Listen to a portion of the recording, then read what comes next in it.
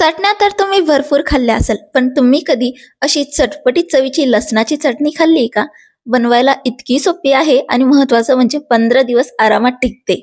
फक्त 2-3 जिन्नस लागतात ही चटणी बनवण्यासाठी आणि खूप सोपी रेसिपी सुद्धा आहे. तुम्ही कशाही सोबत याला टेस्ट करा, खूप गजब लागते. यानंतर तुम्ही दुसरी कोणतीच चटणी बनवणार नाही, पण ही चटणी मात्र अवश्य बनवून घ्याल. चला तर मग आजच्या इंटरेस्टिंग रेसिपीला सुरुवात करूया आणि चॅनलवर नवीन असाल तर पटकन सबस्क्राईब करून घ्या. तर इथे चटणी बनवण्यासाठी मी इथं अर्धा वाटीच्या थोडंसं वर इतपत लसूण सोलून घेतलेलं आहे. सगळी मेहनत जी आहे ती फक्त लसूण सोलण्यासाठी लागते आपल्याला. बाकीची कुठलीच मेहनतीचं काम रेसिपीमध्ये नाही. एकदा लसूण सोलून घ्या आणि मस्त ही चटणी बनवून घ्या. पण वर्थ आहे बरं का ही मेहनत करायला. आता लसणासोबत आहे ना आपण इथं हिरवी मिरची वापरणार नाही आहोत, म्हणून इथे काही मसाले घेतलेले आहे. इथं मी 2 चमचे लाल तिखट, 1 चमचा काश्मीरी लाल मिर्च पावडर, 2 चमचे धनेपूड आणि 1 चमचा हळद घेतलेली आहे. आता एवढीच जिन्नस आपल्याला लागतात. सर्वात आधी आपल्याला इथे लसूण छान असा ठेचून घ्यायचा आहे. तर त्यासाठी इथं मी खलबत्त्याचा वापर करत आहे. तुम्ही ही चटणी मिक्सरमध्ये सुद्धा बनवू शकतात, पण मिक्सरपेक्षा ना अशी ठेचून केलेली चटणीची चव आहे ना ती अगदी गजब असते. म्हणून इथे मी लसूण इथे छान असा जमेल तसा ठेचून घेत आहे. आता काय होतं माहिती का, मिक्सरमध्ये आपण जेव्हा ही चटणी बनवतो ना तर लसूण खूप जास्त बारीक होऊन जातो. आपण कितीही प्रयत्न केला तरी.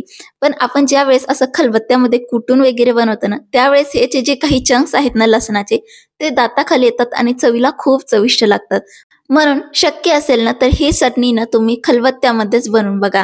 तर इथे ना मी लसूण असा असा जाडसर असाच कुटून घेतलेला आहे. बघू शकता तुम्ही. खूप जास्त असं फाईन आपल्याला अजिबात करायचं नाहीये. ही लसणाची वाईट जेव्हा आपल्या दाताखाली येते ना ती खूप चविष्ट लागते. म्हणून मी असं जाडसर लसूण इथं कुटून घेतलेलं आहे. आता यामध्ये आपण तिखट घालूया. तर मसाले मी तुम्हाला सांगितले आहेत तेच मसाले इथं मी ऍड करत आहे. इथे तुमच्याकडे जर काश्मीरी लाल मिर्च नसेल ना तर तुम्ही तुमच्याकडे जे काही लाल तिखट आहे ते तुम्ही इथं डायरेक्टली वापरू शकता.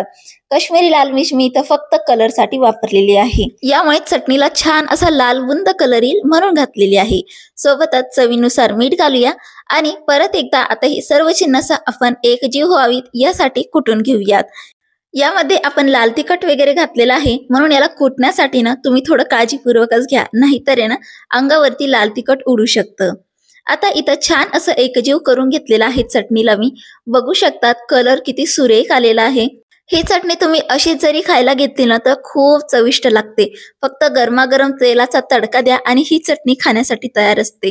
पण ही चटणी जास्त दिवस टिकणार नाही म्हणून आपण अजून एक स्टेप इथं करणार आहोत.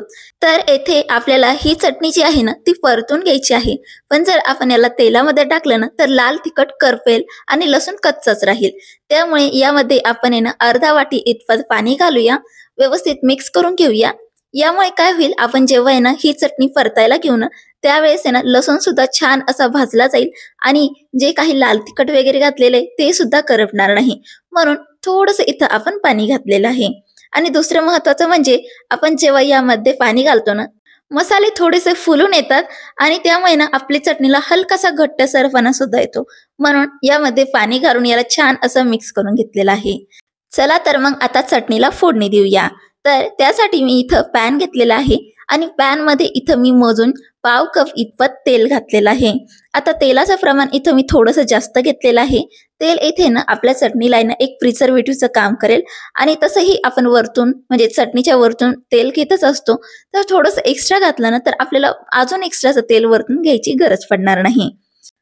आता यामध्ये मी जिरे घातलेले आहे. जिरे छानसे असे तडतडून झाले की यामध्ये ना मी अगदी पाव चमचा हिंग घालत आहे. हे कम्प्लिटली ऑप्शनल आहे, पण यामुळे ना चटणीला खूप छान चव तर येते. सोबतच चटणी टिकायला सुद्धा मदत होते. आता गॅसची फ्लेम आपल्याला अगदी कमी करायची आहे आणि हे जे आपण जे मिश्रण बनवून ठेवलेलं होतं चटणीचं आणि लसणाचं ते या तेलमध्ये आपल्याला ऍड करायचं आहे. बघू शकतात कलर किती सुरेख आलेला आहे. बघता क्षणी खावीशी वाटेल अशी ही चटणी दिसत आहे. पण थोडीशी प्रोसेस करून घेतली ना तर चटणीची चव आहे ना अजून जास्त वाढेल.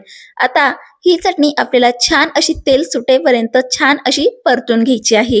गॅसची फ्लेम आपल्याला मीडियम ठेवायची आहे आणि मीडियम फ्लेम वरती आपल्याला ही चटणी अगदी तेल सुटेपर्यंत आहे ना छान अशी परतून घ्यायची आहे. इथे चटणीला परतून कमीत कमी 7 ते 8 मिनिटं झालेली आहे. चेक करून घेऊया. बघू शकतात चटणीचा रंग किती सुरेख आलेला आहे, तेल सुद्धा सफेद झालेलं आहे आणि महत्त्वाचं म्हणजे यामध्ये जे काही पाणी आपण वापरलेलं होतं ते संपूर्ण असं वाळून गेलेलं आहे. चटणी बघता क्षणी खावीशी वाटते, इतकी चविष्ट झालेली आहे. आणि महत्त्वाचं म्हणजे हे काही लसणाचे जे काही बाईट आहे ना, जेव्हा दाताखाली येतात ना, खूप छान लागतात. आणि अशा पद्धतीने जर तुम्ही ही चटणी बनवून बघितली ना, तुम्ही यानंतर दुसऱ्या कोणत्याच चटण्या बनवणार नाही, पण ही चटणी मात्र अवश्य बनवून घ्याल. आता चटणीमध्ये इथे मी थोडीशी कोथिंबीर घालत आहे. ही कम्प्लिटली ऑप्शनल आहे. काही ठिकाणी घालता, काही ठिकाणी नाही घालत. पण यामुळे चटणीची चव अजून जास्त वाढेल, म्हणून मी इथं मूठभर कोथिंबीर अशी घातलेली आहे.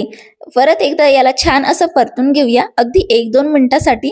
गॅसची फ्लेम मंद आहे आणि मंद फ्लेमवरती आपण 1-2 मिनिटासाठी याला परतून घेऊया.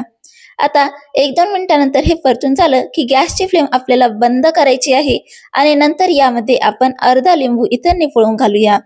जर तुम्ही गॅसची फ्लेम चालूच असताना लिंबू जर घातलं तर ते कडसर होऊ शकतं, म्हणून गॅसची फ्लेम बंद झाल्यानंतर आपल्याला यामध्ये अर्धा लिंबाचा रस ऍड करायचा आहे.